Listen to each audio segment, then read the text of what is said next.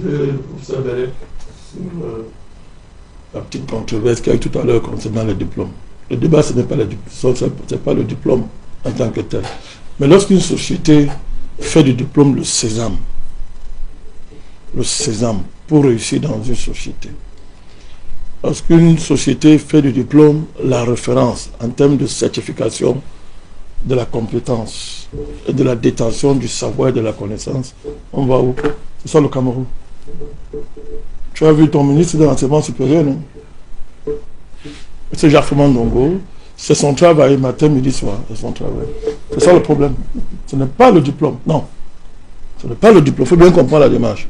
C'est-à-dire qu'en Europe où tu as été, dans l'Occident, ils ont dépassé ça à la fois au moins 100 ans. C'est-à-dire que ce qu'on appelle, c'est-à-dire qu'on reconnaît les compétences que les gens ont. Et c'est bien valorisé au niveau universitaire. On a vu le plus élevé du circuit de la connaissance.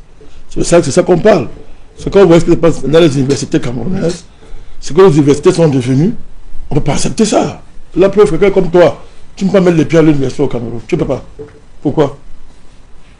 C'est une secte. C'est extraordinaire ce qu'on peut faire subir aux enfants à l'université parce qu'ils cherchent un diplôme. À la fin, quand ils l'ont obtenu, ils ne sont plus des êtres humains, ils ne sont plus des hommes. Mais en plus, même ils ont un savoir universitaire, diplômant, déconnecté de la vie sociale. Lorsqu'ils sortent un peu de là, ils sont perdus, ils ne savent rien faire, ils sont déconnectés. C'est l'instruction néocoloniale, pour ça, tu le sais mieux comment. On nous a transféré ça, alors que même l'Europe n'est plus à ce niveau. Nous, on est encore au niveau qu'on appelle la néo-scolastique. Le savoir est dans les livres. Aristote a dit que les livres ont dit que les gens viennent à l'université, ils vendent les polycopies aux étudiants. C'est ça qu'ils font, etc. Le gars, lui, sort de là-bas. Il est instruit d'après le nom universitaire, mais il ne sait rien. Il ne sait rien. Il est déphasé. D'ailleurs, ils ont tellement compris ça qu'ils ont trop faux Cameroun. Ils commencent à parler du doctorat professionnel. Après, ils sont en train d'inventer des choses. Professionnalisation de l'enseignement. Ils traînent tout ça, ils bloquent même. C'est pas fait sérieusement, etc. Donc, on a un système scolaire qui ne sert à rien à notre pays, totalement déconnecté, néocolonial, et qui nous produit le système social qu'on a là, et l'administration qu'on a là au Cameroun. C'est de ça que nous parlons pour ce velet. Il ne s'agit pas du génie personnel de quelqu'un. Il ne s'agit pas du génie intrinsèque des gens, qui peut se traduire par l'obtention, après un parcours excellent, de ces diplômes. Ce n'est pas le diplôme que tu as fait, professeur Bellet, ce sont tes compétences. Et ça se traduit dans les publications et du rôle que tu as joué dans l'avancée de la science physique dans le monde. Et c'est reconnu, il y a des traces. Il y a des traces. Donc c'est ça que nous parlons. Ça n'a rien à voir avec... il ne s'agit pas de faire la chasse au diplôme, aux diplômés. Non, ce n'est pas de ça qu'il s'agit. Loin de nous. Une pareille idée. Alors pour revenir à ce débat, Bertrand a dit que je tout à l'heure, je partage ça. Normalement, il y a des sujets sur lesquels on doit revenir. C'est un point de vue. Hein. On ne vous donne pas les leçons de journalisme. Hein.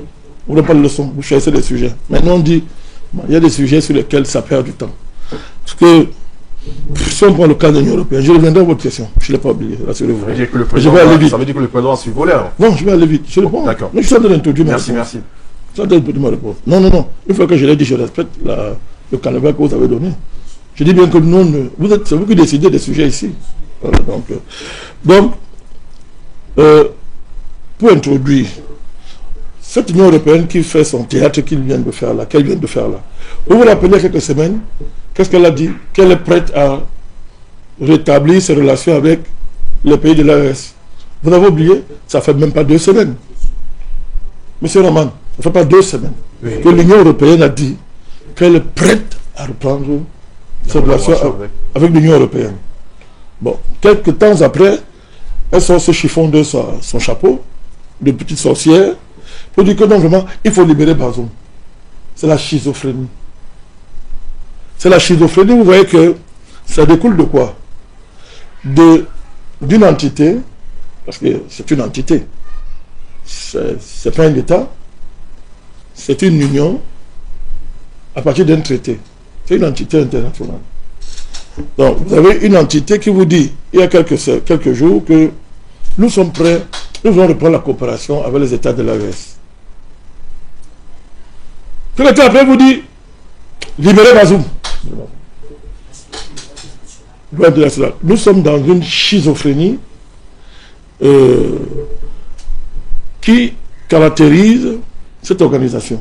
Pourquoi? Parce que quand vous voyez la manière par laquelle elle est née, la manière par laquelle on a accéléré sa constitution, à travers le fameux référendum, où les peuples ont dit non, nous ne voulons pas de l'Union européenne telle que vous l'avez présentée. Les peuples ont dit non. Il s'est passé quoi? Des types comme Sarkozy, ils sont allés contourner pour dire aux Français, ils ne sont pas du cas français, que qui vous a demandé de... Vous pouvez qu'on demande votre point de vue? Vous n'avez rien compris pour les Français. Vous n'avez pas dit, soit vous votez oui, soit vous vous taisez. Nous allons considérer que vous n'existez pas. On a continué, on a dit, ils ont passé par un vote à la majorité qualifiée à l'Assemblée nationale. On a reconstruit, on a reconduit le traité que les Français avaient rejeté. Je pense que tu connais l'histoire mieux que nous. Bien sûr. Voilà. Après, très bien. De Lisbonne. Voilà. Lisbonne. Donc, vous voyez comment cette organisation est née et s'est constituée. Donc, elle existe contre le peuple. Elle n'a aucune légitimité démocratique. C'est connu de tous, d'après les normes européennes en passant, d'après les normes européennes. Et puis, la dame qui est présidente ne sait pas ce qu'on appelle une élection. Elle a été élue, en fait. Elle n'a jamais été élue. Elle ne sait pas ce qu'on appelle élection. Elle ne sait pas ce que veut dire rendre compte aux gens. Elle ne sait pas ce que veut dire même consulter les gens. Vous avez affaire à une malade mentale, à tout point de vue, qui ne sait pas ce que veut dire les relations internationales dans ses comportements quotidiens, qui ne connaît pas ce qu'on appelle le rapport à un peuple, aux populations. Plus grave, elle a un problème sérieux avec l'idée même de la démocratie. Le dernier prouesse en date, c'est la Roumanie. Ils ont inventé une histoire que, aujourd'hui, les tribunaux en Roumanie viennent de démontrer que c'était du n'importe quoi. Et que tous ceux pour lesquels on a accusé ce monsieur qui a gagné les élections, on a dit que c'est une agence russe. On a inventé toute une histoire pour dire qu'il ne peut pas avoir gagné les élections en Roumanie. On a volé les résultats des élections. On a fait passer quelqu'un qui n'a pas gagné les élections. Les tribunaux en Roumanie viennent de dire que c'est un dossier vide, il n'y a rien là. Vous connaissez qui a porté ce dossier, monsieur? C'est l'Union européenne. Et ce truc-là qu'on appelle Madame la Présidente. Moi, je dis ce truc-là, parce que moi, je ne sais même pas d'où elle sort. C'est pas fort, Président? C'est toujours fort pour vous. C'est toujours fort pour vous. On va même vous présenter devant vous qu'il mange même votre propre mère. Vous allez dire c'est toujours fort, vous allez les appeler président, vous allez demander qu'il faut respecter les protocoles. Président, oui. Deux rappels. Un, c'est von der Leyen, hein? Oui. Puisque c'est une dame, il faut la respecter. Mais on va quand même dire de vérité. Hein. Elle a signé un contrat sur les vaccins avec Bourla au téléphone. 8 milliards d'euros au téléphone. Non, Batou. Elle a dit que l'Europe est une civilisation de tradition talmudiste. C'est même pas gréco-latin, c'est pas judéo-chrétien. Elle a dit talmudiste. Voilà. On y va. Non, rappelle, vas-y. Elle a le faux diplôme. Je ne savais pas. Quand on dit encore, c'est cette histoire. Non, je veux lui rappeler que tout à l'heure. Elle a le faux diplôme, c'est connu. Elle est faussaire depuis sa jeunesse. Faussaire. On a chassé en Allemagne parce que, pour corruption, on a recyclé l'Union européenne. C'est-à-dire, l'Union européenne, c'était un réceptacle de déchets. C'est-à-dire, on a chassé en Allemagne pour corruption. L'Union européenne l'a récupéré pour en faire la présidente. Je ne sais pas si vous vous rendez compte. C'est pour vous démontrer la valeur de cette institution, sa valeur. Sa valeur. Donc, ils ont créé un bouclier démocratique qui consiste, à chaque fois que les peuples vont élire un dirigeant, si ça ne convient pas à leur fantasme mondialiste de l'Union européenne, là, on vous demande de faire comme on l'a fait en Roumanie, on annule le vote. Monsieur Raman, nous vous parlons d'une organisation qui donne des leçons à un État comme le Niger. Le Niger, vous pouvez reprocher n'importe quoi au Niger. Le Niger, il y a eu une révolution militaro-populaire, il n'y a pas eu de mort. Oui. Ah, très bien. Je dis, il n'y a pas eu de mort. Ça, c'est clair. Ils n'ont pas vu pourquoi. Pour que ils ont vu. Ils auraient voulu qu'il y ait beaucoup de morts. Il n'y a pas eu de mort. Vous pouvez reprocher n'importe quoi au militaire de l'AES. Vous pouvez parler seulement de parler de l'AES. Puisque Madame von Leyen, puisqu'il faut l'appeler Madame, il faut l'appeler Madame. Ce truc-là, il faut l'appeler Madame. Oui, du moins, pour ne pas attaquer les féministes. Pourquoi? Mais si une femme se considère que Madame von Leyen est sa référence, ben, elle a qu'à faire ce qu'elle veut. Il y a les femmes dans le monde qui ne peuvent pas avoir pour référence cette malade mentale. Donc, j'étais en train de vous dire, vous pouvez reprocher tout ce que vous voulez aux militaires de l'AES, comme vous les appelez, vous dites que ce sont des putschistes. Voilà. Ce sont des putschistes. Et de ce fait, ils sont infréquentables. Les militaires de l'AES n'ont pas organisé le Covid à l'échelle mondiale. Et ils ont tué, pour ce balai, près de 9 millions de personnes.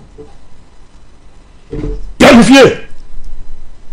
Je dis bien planifié. Au cœur de ce crime universel, vous avez cette dame qu'on appelle Ursula von der Leyen à travers le contrat qu'elle a signé. Mais plus grave, à travers son mari, elle est impliquée à tous les niveaux. Même ses enfants sont impliqués dans ce crime, parce que c'est un crime de haut niveau. Un faux contrat qu'elle a fait signer. Elle a soustrait le contrat au contrôle de tous, monsieur, en Europe, au Parlement européen. Personne ne peut contrôler ce contrat parce que c'est un contrat que les députés européens avaient des rayures noires partout. Je ne sais pas si vous vous rendez compte. Non, je ne sais pas si vous vous rendez compte. Hein. Vous avez vu le militaire nigérien faire ça? Vous avez vu le militaire faire ça? Non seulement elle a organisé le Covid pour tuer, elle a fait vacciner des millions d'Européens. Ils sont tous là pratiquement en situation de suicide en termes de vie. Alors je vous parle, monsieur. Tout ce qui est lié à cette affaire en Europe est censuré. Censure militaire. On ne parle pas de ça. Dans tous les pays du monde, dans des pays sérieux, hein, on ouvre le dossier. C'est ouvert partout. Partout. C'est connu sur le Covid. En France, et monsieur, l'Union européenne, c'est un secret militaire violent qui frappe ces dossiers-là. Vous voyez les gens, à l'AES, on ne fait pas ça.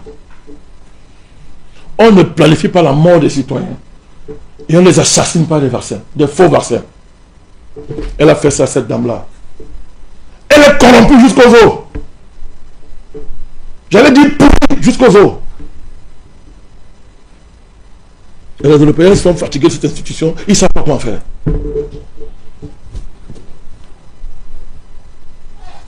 Monsieur, vous savez qu'à l'heure actuelle, Epstein, docteur Epstein, vous savez que c'est interdit d'en parler en Europe et en France? Interdit d'en parler. Aucun magistrat ne se lève. Personne. Tu ne dois pas prononcer Epstein. On va voir ce que vous apprenez.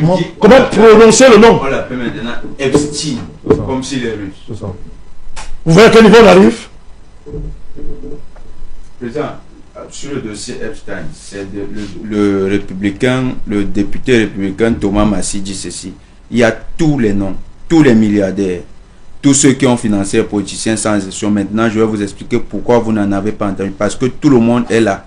Et ils feront tout pour que aucun de ces documents ne voit le jour.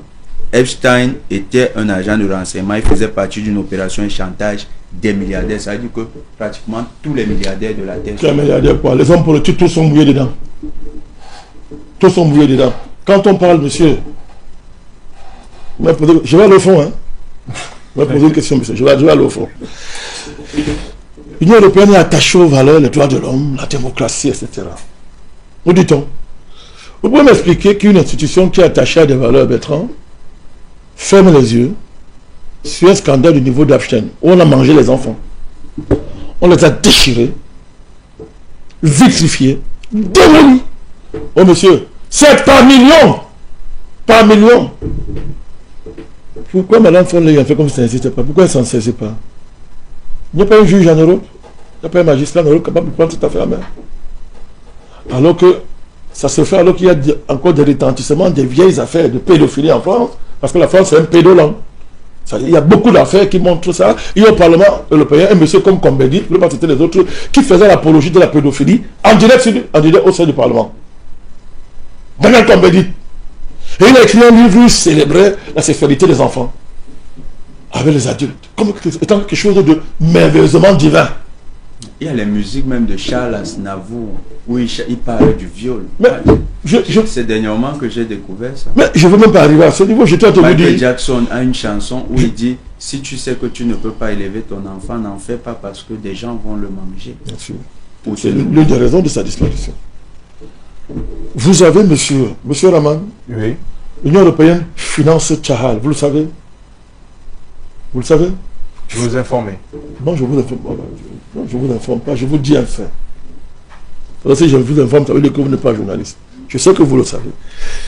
Finance Tchahal. C'est-à-dire, à l'heure où cette ordure criminelle qu'on appelle Netanyahou était en train de massacrer à Gaza, l'Union européenne lui donnait les armes et finançait les armes.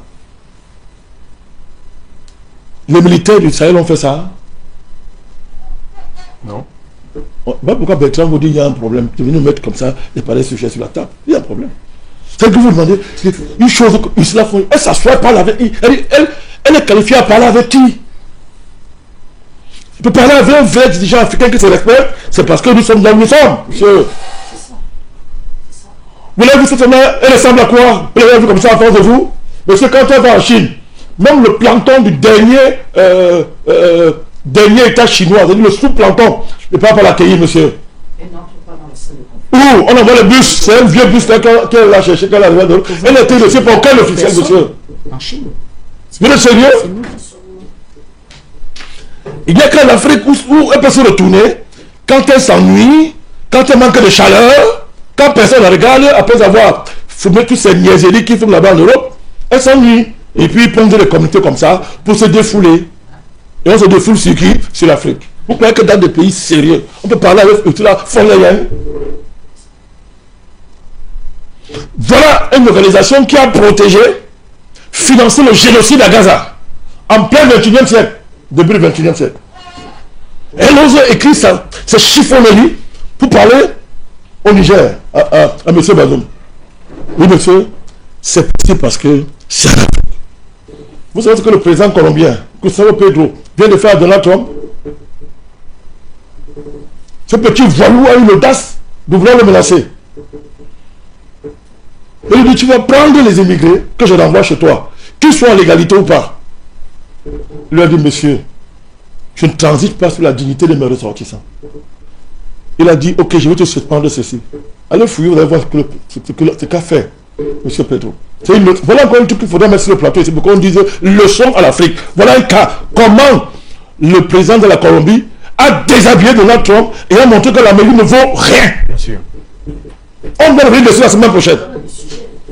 Il a dit, parce qu'il est ancien guerrier russe, n'est-ce pas? Non, c'est guerrier, il a mis sur pied une stratégie. Oui. Rapidement. Il n'est pas à reprendre des armes. Non, c'est pas les armes. Il a réfléchi, c'est la réflexion, professeur Belek. Je sais qu'il était l'ancien guerrier. C'est pour ça qu'il a cette mentalité. Il n'est pas à reprendre des armes. Très bien. Parce qu'il avait dit qu'il ne reprendrait plus. Mais que pour Trump, là, il n'est pas à reprendre. C'est même pour ça qu'il a cette mentalité. Parce qu'un ancien guerrier n'a pas peur, ne le recule pas. Mais c'est la réflexion stratégique. Rapidement, à l'intérieur record, les Américains se sont retrouvés, il les a écrasés. Et ils ont inventé une nouvelle alliance qui est en train d'émanciper les pays de l'Amérique latine. Alors où nous parlons. Ça inclut le Venezuela, en fait. Il y a le Brésil, il y a quelques pays, là, le Mexique, la Chine. C'est un corridor qu'il a rapidement inventé. Et l'Amérique a été dépassée, ne sait pas quoi faire. De l'autre part, il a honte de sa vie. Pour dire quoi? Quand tu as affaire de brutes et des choses comme ça, comme vous appelez, comme Ursula von der Leyen, comme ça, c'est incroyable. Une génocidaire, une co-génocidaire, nous connus de tous comme étant ça. S'asseoir à Bruxelles, on fait un document. Maintenant, il faut libérer Bazoum, il faut respecter le droit international. Donc, Netanyahu respecter le droit international en massacrant les enfants à Gaza, en génocidant à Gaza. Mais ça va s'arrêter ces choses-là. D'accord. Ça va s'arrêter. Je fais un parallèle avec le Cameroun. Le Cameroun a vécu ça. Avec un certain Marafa Amidou Yaya. Quand vous le voyez faire ça, c'est qu'ils réclament leur agent. C'est un agent. C'est un grand agent qu'ils avaient placé à la tête du Niger pour faire leurs opérations dans tout le Sahel. On sait que Bazoum coordonnait les cellules terroristes et recyclait les rançons. On sait ça, Bazoum. Raison pour laquelle il avait d'ailleurs déclaré que les armées ne servent à rien. Les armées ne servent à rien. Il faut affronter les terroristes. Un président qui dit ça de son armée, il a dit ça. Et tout à l'heure, Jonathan, il faut bien rappeler que c'est de manière constitutionnelle qu'il a été condamné. Parce que la constitution du Niger avait prévu comment on gère de pareils cas. Bon, c'est trop demandé à Mme von der Leyen de lire la constitution des pays africains. On se comprend. C'est trop demandé, c'est pas son niveau, elle ne peut pas le faire. On le fait parce qu'on lui apporte toujours, tout déjà rédigé, elle signe. On dit elle est trop intelligente, elle ne sait rien. Elle a un cerveau vide. Tout à l'heure, Bertrand vous parlait des députés européens. C'est-à-dire, si vous saviez le niveau de ces gens-là. Alors, si vous mélangez tous leurs idioties, et leur tête vide, ça fait la tête de Ursula von der Leyen. Elle est la somme de leur ignorance, de leur idiotie. Parce qu'il faut faire une job pour permettre un truc comme ça, et quand on voit ça, on peut lui-même ça veut dire que, comme l'Union européenne, Ils soumettent au vote. Et il y a eu 524 ils ont même voté. 2 contre et 29 abstentions. Ils ont même voté ça. On dirait que Niamey était une préfecture. Non, c'est plus que ça. C'est plus que ça. On a dû vous expliquer ça là. Je vous dis, nous, Afrique, ne nous soumettez plus à ça. D'accord, prochainement, on va C'est ça faire la ça. philosophie. J'essaie de vous démontrer. Au moins, l'intérêt de ton sujet, c'est que ça nous montre comment on a fait à des tonneaux, des têtes vides qui ont rempli le Parlement européen. C'est quand même intéressant. Tu comprends ce qu'a fait là? Si ça vient de toi. Tu comprends ce qu'a fait? Ça a été voté. Oui, ils ont soumis au vote. Lis le vote de la bêtise. C'est 500 députés. 524 voix pour. Donc, tu as 500 idiots au Parlement européen. Vous savez comment on les vote? Parce que ce sont les lobbies qui les placent. Qui les placent. C'est les petites de ceux qui les placent. Je vous dis que ce sont les lobbies, ce sont tous. C'est les Orano qui C'est les lobbyistes qui les placent là-bas. On connaît comment ils sont votés. Monsieur, écoutez très bien. Ce sont les lobbies, le cabinet de lobbying qui prépare les projets de loi. Ah ouais. Les directives. Je vous dis comment ça fonctionne. Quand vous dites que le problème, quand il ne sait pas trop, je ne sais pas. Je dis ce qu'ils sont. Tonneaux vides, tête vide, bête.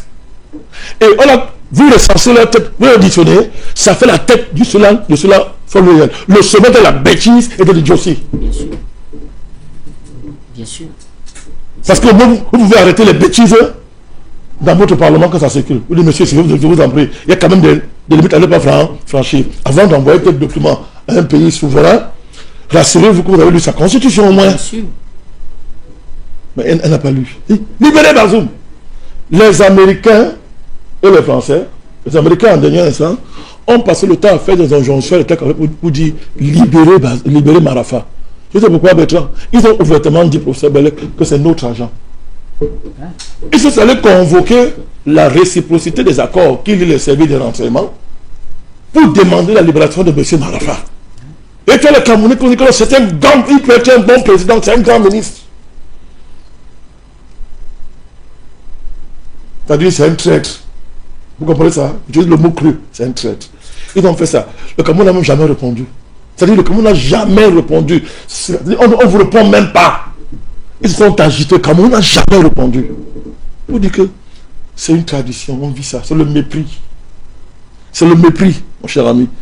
Donc, cet accord-là, je chute. Cette énième fanfaronnade n'est que l'expression d'entités représentant l'Occident, incapable de s'émanciper d'une mentalité colonialiste, raciste à l'égard des Africains, à l'égard de l'Afrique et des Africains. Nous disons tant pis pour eux.